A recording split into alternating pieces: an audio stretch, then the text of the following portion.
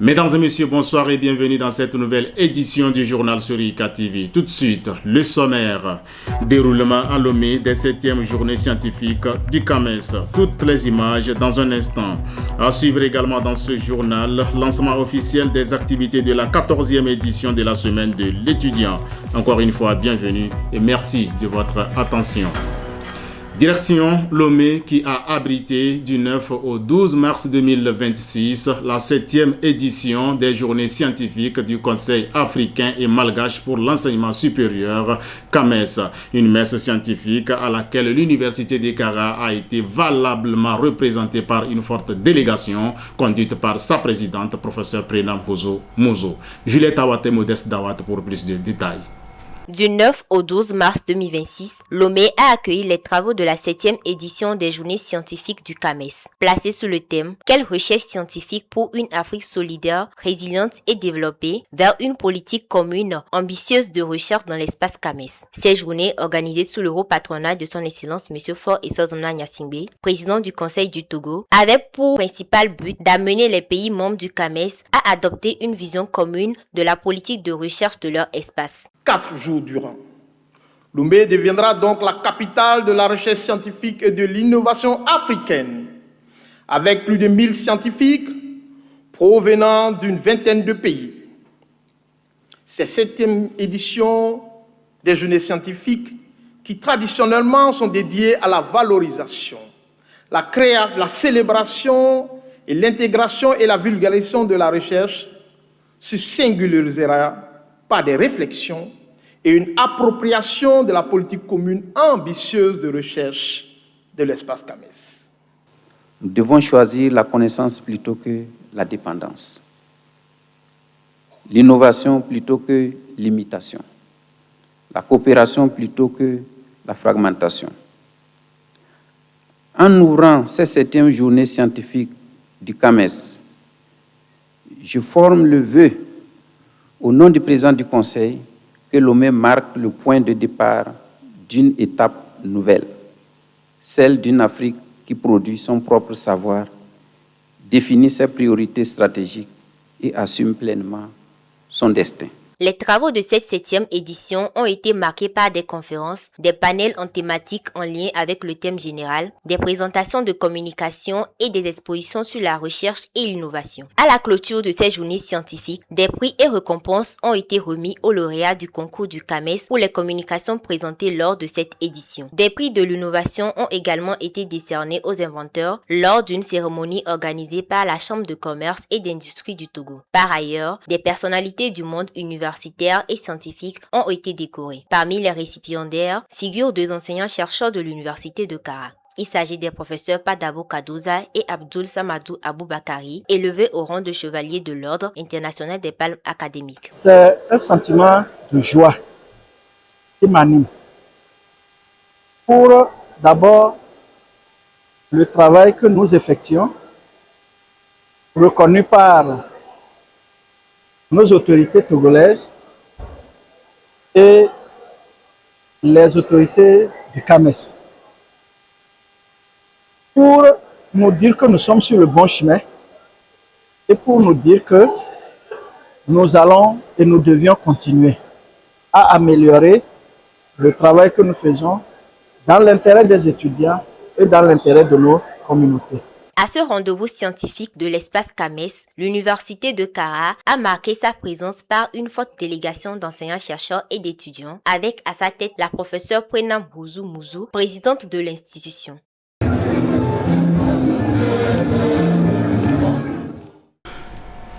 Retour à Kara où une délégation de la direction des affaires académiques et de la scolarité a entamé le 5 mars dernier une tournée de sensibilisation dans les lycées et collèges du Nord Togo. Objectif affiché, informer et sensibiliser les élèves sur les offres de formation de l'institution et le fonctionnement du système LMD. Jean-Patika Fortuné-Kuya au reportage. Une délégation de la direction des affaires académiques et de la scolarité d'AS de l'Université de Kara a effectué une tournée de sensibilisation et d'information dans les lycées des régions septentrionales du Togo.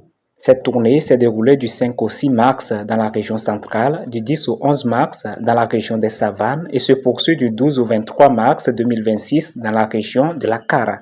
Au cours de leur passage, la délégation, conduite par le Dr Franck Carabou, directeur adjoint de la DAS, a entretenu les élèves sur le système LMD, les offres de formation ainsi que la procédure d'inscription à l'université. Nous sommes partis d'un constat que les élèves, après le bac qui arrivent à l'université, quand ces élèves n'ont pas la totalité de l'information, c'est difficile pour eux de pouvoir s'orienter correctement. Sur la base de ce constat-là, Madame la Présidente de l'Université de Kara nous a envoyés dans les lycées pour porter l'information aux élèves afin de préparer leur arrivée à l'université. Il s'agit concrètement de les informer sur le système en vigueur dans les universités du Togo, il s'agit du système LMD. En second lieu, nous les entretenons également sur la méthode de travail. En troisième position, il s'agit de la formation à faire à l'université. Nous mettons à leur disposition toute cette carte de formation-là, toute cette gamme de formation, afin qu'ils commencent par réfléchir sur ce qu'ils ont envie de faire à l'université. Accueilli avec enthousiasme, la démarche de l'université de Karka a reçu un écho favorable auprès des élèves et des responsables d'établissement. Le moment a été choisi parce que c'est l'endroit des candidats de bac 2 et donc le bac 2 s'approchant, donc ils vont se faire déjà une idée de leur choix. Nous trouvons donc l'arrivée de l'équipe, n'est-ce pas, de l'université de Kara à juste titre. Au cours des différentes séances de sensibilisation, des documents ont été mis à la disposition du corps professoral et des élèves afin de leur permettre d'affiner leurs réflexions en ce qui concerne leur orientation une fois le baccalauréat obtenu. Enfin, d'utiles conseils leur ont été prodigués pour les aider à faire un choix judicieux de parcours de formation. C'est une bonne initiative parce que certains d'entre nous, ils ne savent pas encore ce qui se passe là-bas. Donc à travers ce message, ils peuvent se préparer un peu et pouvoir maintenant affronter les difficultés qui se présenteront devant eux une fois à l'université de Kara. Moi personnellement, je compte choisir la filière de la médecine. Ce que j'ai choisi de faire à l'université, c'est aller au département de la SVT, faire la SVT et devenir plus tard un professeur. Grâce à ces séances de sensibilisation, les élèves de 28 lycées et collèges du Nord Togo sont désormais bien informés et préparés pour minimiser au moment venu le stress que ressentent la plupart des nouveaux bacheliers désireux de faire des études supérieures. Je vous l'annonçais en titre, les activités de la 14e édition de la Semaine de l'étudiant ont été officiellement lancées le 16 mars dernier à l'université de Kara. Les temps forts de cette cérémonie d'ouverture dans ce téléma signé Jean Patika, Modeste Dawatz.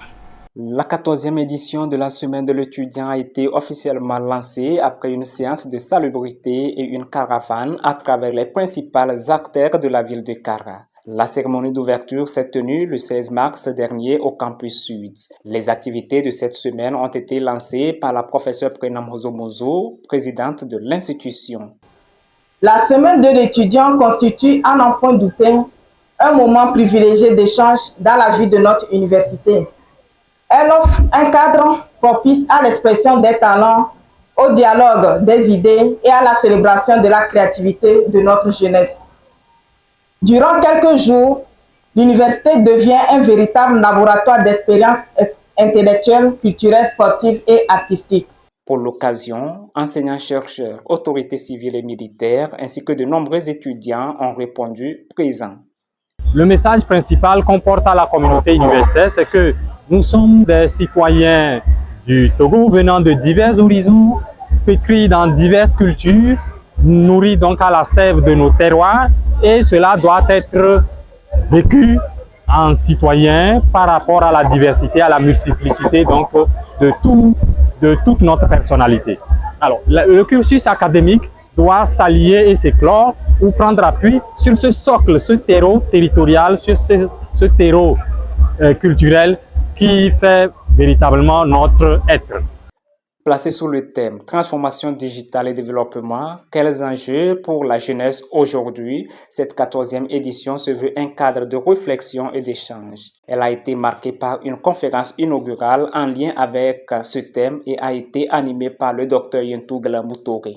Celui-ci a dans son intervention relevé que le numérique est un élément incontournable et a invité la communauté universitaire à le maîtriser. Discours officiels, prestations artistiques, pas de danse et sketch ont rythmé cette cérémonie d'ouverture dans une atmosphère conviviale et festive. La semaine de l'étudiant, riche en activités académiques, culturelles et sportives, se poursuivra jusqu'au samedi 21 mars 2026. Justement, dans le cadre des festivités de la semaine de l'étudiant, la finale du concours Mon avis scientifique, initiée par les doctorantes de la Faculté des sciences de la santé de l'Université de Kara, a tenu toutes ses promesses au campus sud de l'Université de Kara. C'était en présence de la présidente de l'institution, Hugo Koba Raoul Mozo. Reportage. Placée sous le signe de la promotion de l'excellence féminine, cette deuxième édition du concours Mon avis scientifique a tenu toutes ses promesses à l'université de Kara. Cet événement s'inscrit dans le cadre de la célébration de la Journée internationale des droits de la femme en lien avec la semaine de l'étudiant 2026. La compétition a porté sur le thème « L'éducation 2.0, comment l'intelligence artificielle peut-elle personnaliser l'apprentissage sans déshumaniser nos universités ?» et a enregistré la participation de 16 étudiantes dont 10 ont été sélectionnées pour cette phase finale.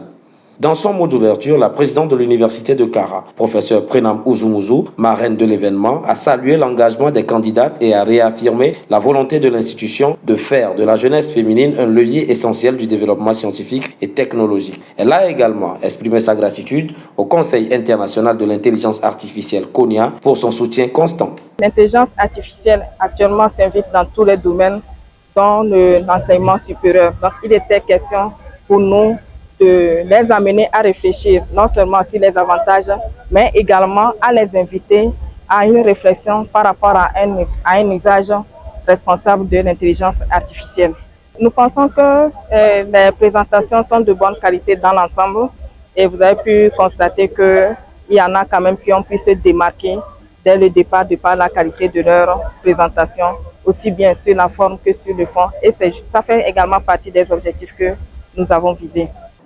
Présidente du jury et experte internationale du CONIA, Madame Nada Ziadi, a félicité les candidates pour leur engagement dans cette compétition avant d'annoncer les prix qui sont prévus pour les lauréates de la finale.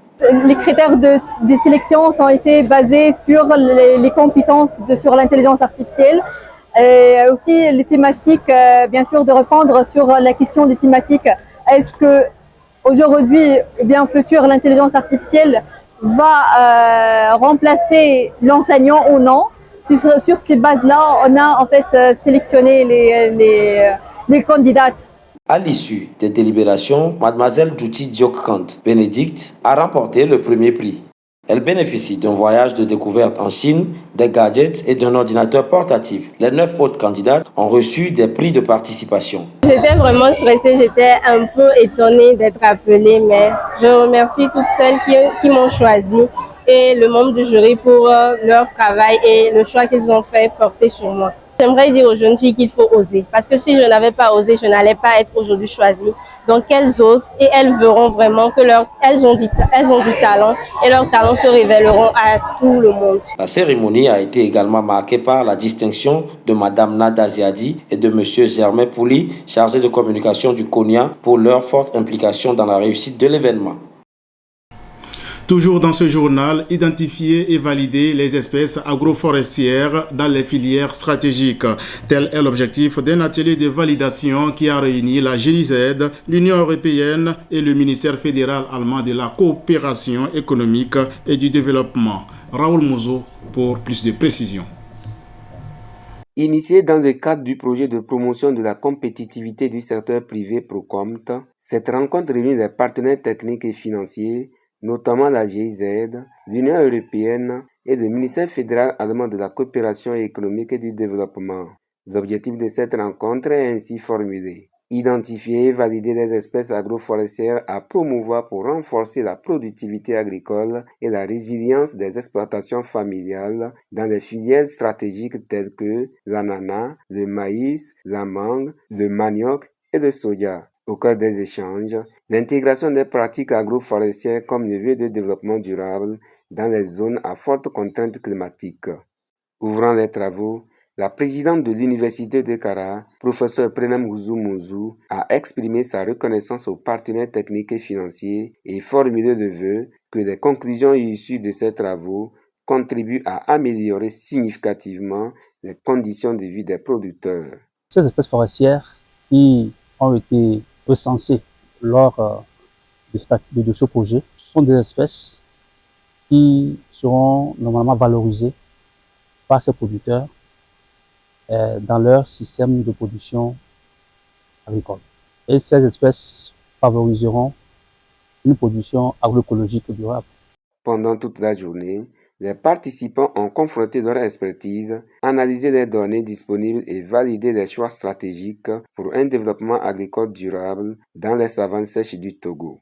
Après cette étape, il est prévu une dissémination des résultats des échanges auprès d'un spectre de producteurs agricoles plus large. D'un atelier à un autre, cette fois-ci, celui organisé le 17 mars dernier dans le cadre du projet Tony. À travers cet atelier, le bilan de la coopération tripartite entre les universités partenaires, à savoir l'Université de Kara, l'Université Goethe de Francfort d'Allemagne et la FES Technical University d'Ibadan au Nigeria, a été dressé. Juliette Awate, Modeste Dawat pour les détails.